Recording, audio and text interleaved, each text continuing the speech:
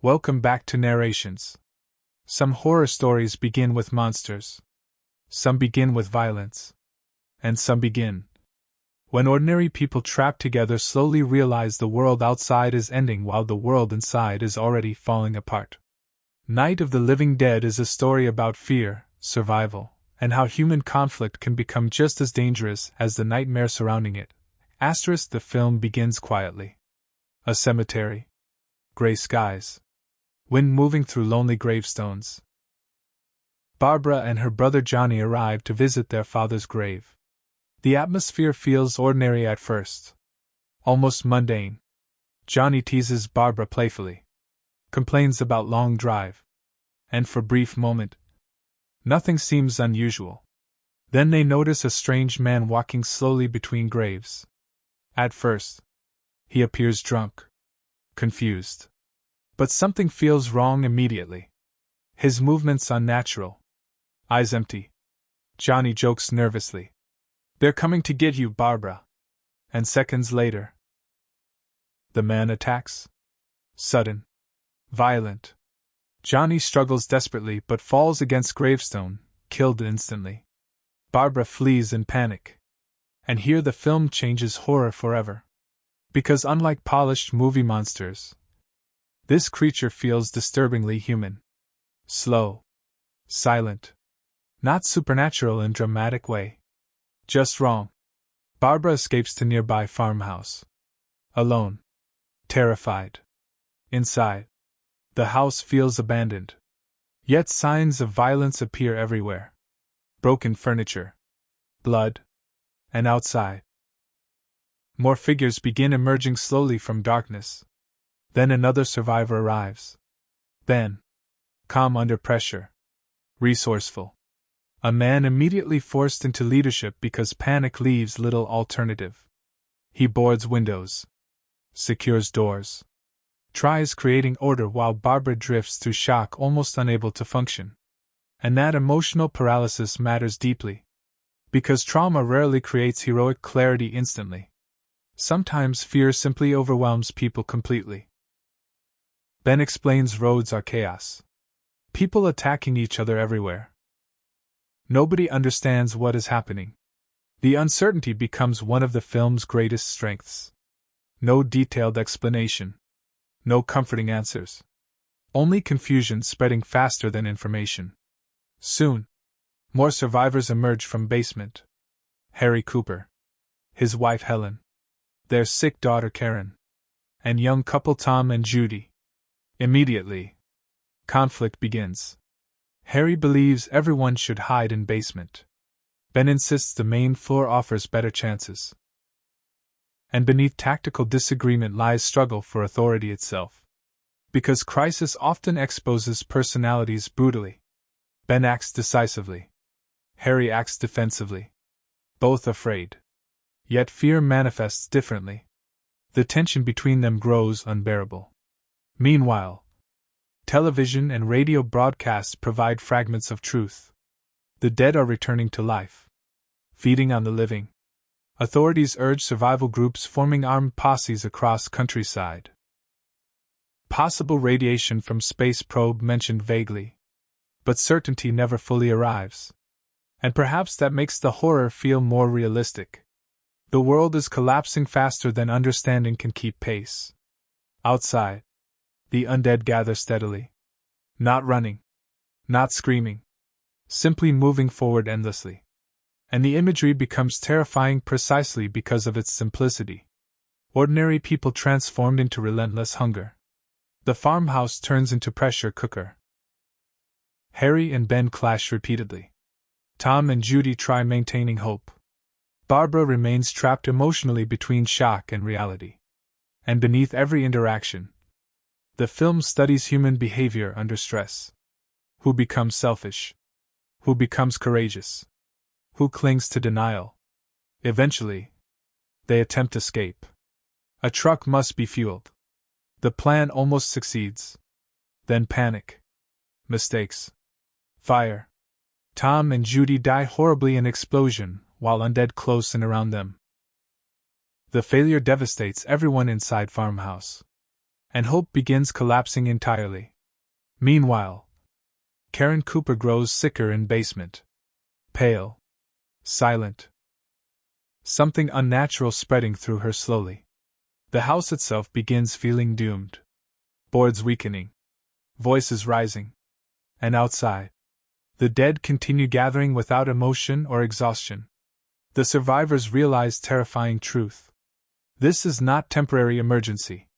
Civilization itself may already be ending. And as fear turns survivors against each other inside the farmhouse, the dead outside grow closer every minute. The farmhouse is collapsing emotionally long before it collapses physically. Hope fades. Trust disappears. And outside, the dead continue surrounding the house endlessly.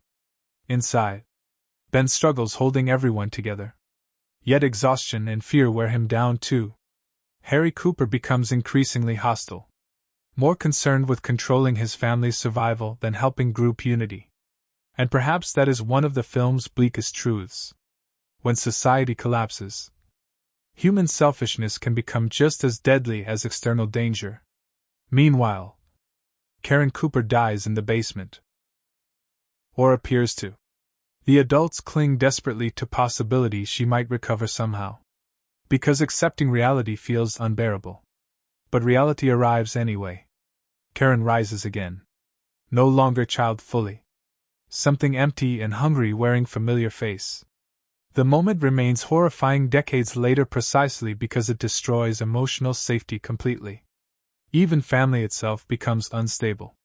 At the same time, the undead finally break through the farmhouse defenses. Windows shatter.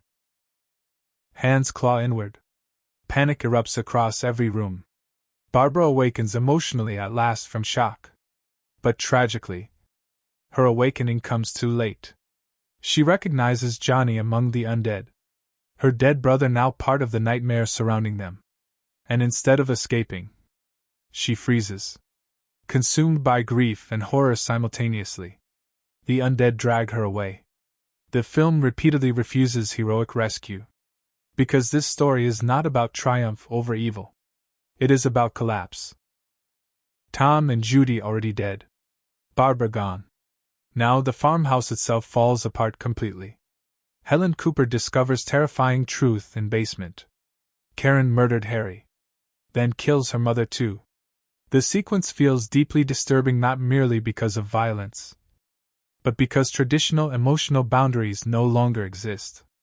Family, childhood, home. Everything comforting becomes corrupted. Upstairs, Ben fights desperately alone now. The dead pour through windows. Furniture splinters. And eventually, he retreats into basement. The very place he argued against earlier. Harry's body lies there already. The others dead. Only Ben remains alive. And suddenly, the noise fades. Morning arrives quietly. Outside, armed posses move through countryside hunting the undead.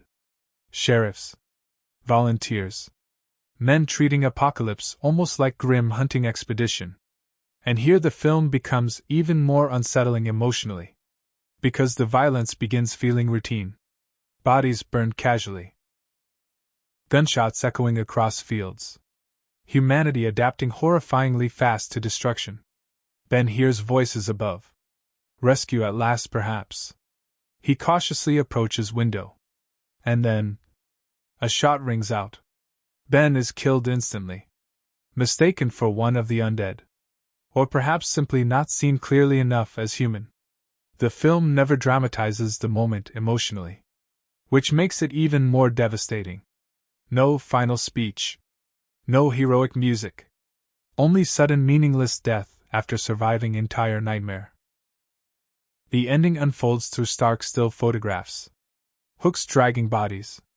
Fires consuming remains. Ben's corpse thrown onto pile with the undead. And perhaps that final image explains why Night of the Living Dead changed horror forever. Because it stripped away comforting fantasy. There is no guaranteed survival. No moral order. The world does not reward courage consistently. And beneath the zombie horror, The film reflects deep anxieties about society itself. Fear spreading faster than truth. People turning against each other under pressure. Authority struggling to maintain control. The undead matter, of course. But the farmhouse conflicts remain equally important. Ben repeatedly tried cooperation. Others resisted through fear, pride, denial. And together they collapsed long before the walls did. The film's social impact also resonates historically. Ben, played powerfully by Dwayne Jones, became groundbreaking horror protagonist at a time when black leading characters were extremely rare in mainstream cinema. And the ending gains even heavier emotional weight because of that context. A competent survivor mistaken for threat and killed by armed men arriving too late. The imagery feels painfully real beyond horror fiction. Even now, decades later, Night of the Living Dead remains terrifying not because zombies run quickly or special effects shock audiences. It remains terrifying because it understands something timeless. Civilization is fragile, and fear changes people faster than monsters sometimes do. Night of the Living Dead isn't just about zombies attacking a farmhouse. It's about fear, isolation, and how quickly society can unravel when people stop trusting each other. Sometimes the most horrifying thing about the end of the world is realizing the people trapped beside us may be just as dangerous as the nightmare outside. If you enjoyed listening to this narration, please like, share, and subscribe for more movie stories. I'll see you in the next one.